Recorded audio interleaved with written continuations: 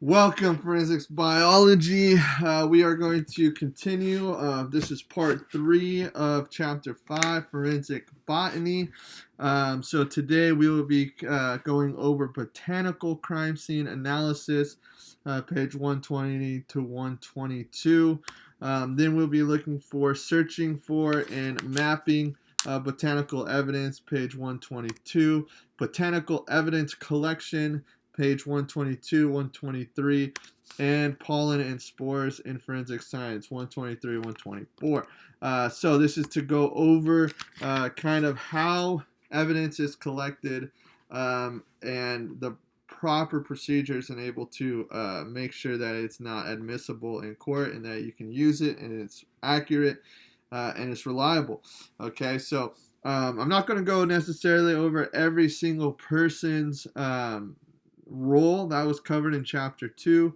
I'm just pretty much going to state the fact of what is obvious, or what does a forensic botanist, as far as how would you be looking for forensic botany evidence. Okay, so what you need to do when you come into a crime scene that could be at a very all different types of environments, right? So if you have some sort of outdoor crime scene, what you're looking for, what you need to document, and how to collect that evidence. Pretty much what I'll be going over today. Okay, so the recorder and the photographer are going to work hand in hand. First thing you want to do is photograph the crime scene. Make sure you understand what from afar and then also up close. Okay, that photographs to make sure that it's to show proof that you didn't mess anything up and that you found things the way they were. Okay, so that's pretty much what you're going to be documenting. Now the photograph and the recorder are going to work together to pretty much come up with the crime scene, to map it out, and to label everything. Okay, so the recorder is going to make up the case number, name of the agency, the people investigating, the location, all of those, longitude, latitude, pretty much everything. They're recording the information, as I would say. Okay, so that's pretty much what they are going to do. Now, some things that are specific to forensic botany is that certain things that you need to look at that are going to be a little bit different if you're in such a different environment, because we're talking about outdoors and there's vegetation or there's plants or there's assemblage is what it's going to be called. There's certain things that a trained forensic botanist should be looking into that could help them. Now, it's important that these procedures are done correctly, because remember, you want to make sure that you can use it in court, and if not done correctly, then you will no longer be able to use it, and all that evidence is going to be wasted. So, looking at this, a photographer, one, is going to not only photograph the crime scene, but also the area around the crime scene. If you look here, I'm seeing depressed grasses indicating possible entrances or exits. You want to make sure you see possible entrances or exits.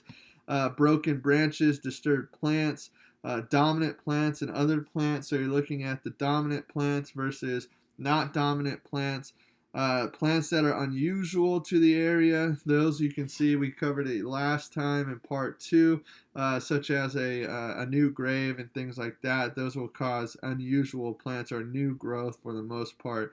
Okay, and plants in unusual locations relative to the body, vehicle, or object. What that means is plants that are on top, covering, in between, things like that. That's going to, you want to document that, because that will help with creating PMI and stuff like that, as you saw in the gold, I believe it's the gold head case, about the ladder, or sorry, about the tibia bone, that case there in your book.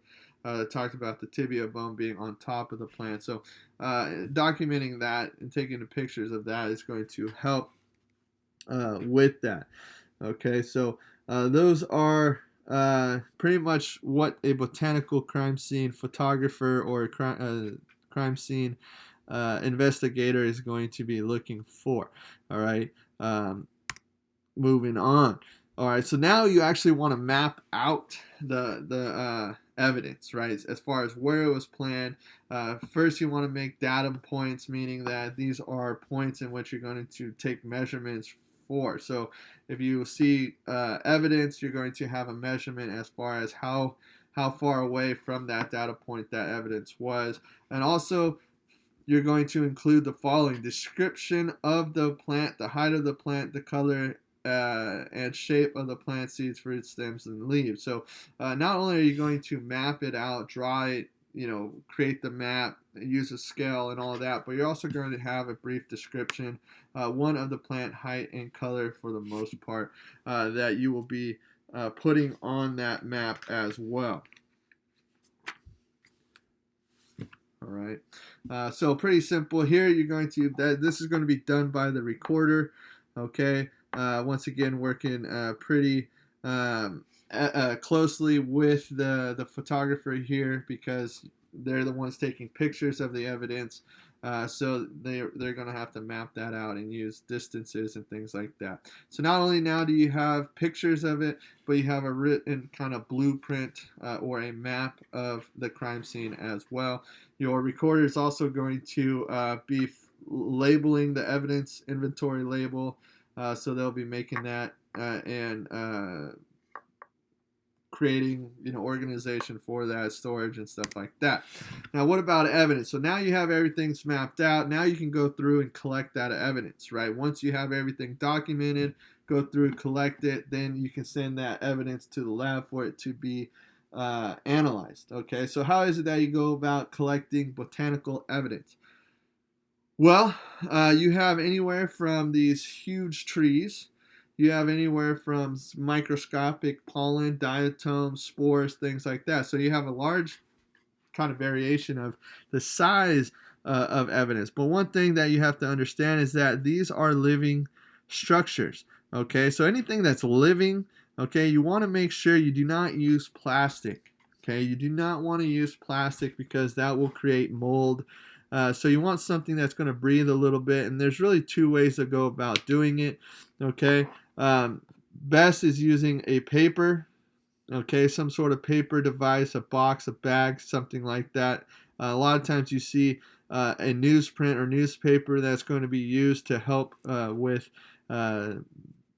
drying up the plant. It's sucking out the moisture kind of deal. Also, you can use a plant press. These are kind of used for collectors and things. Pretty much what's going to happen is you're going to press them, and this is only temporarily storage. So this is not something, if you can, not sending it too far, or it's right down the road or something like that, then you can do this. But most of the time you're going to be using some sort of paper bag or box or something like that you're going to use to store. Now you want to make sure you collect 10 different types of plants from the area. Okay, and what you're doing is you're creating an assemblage here.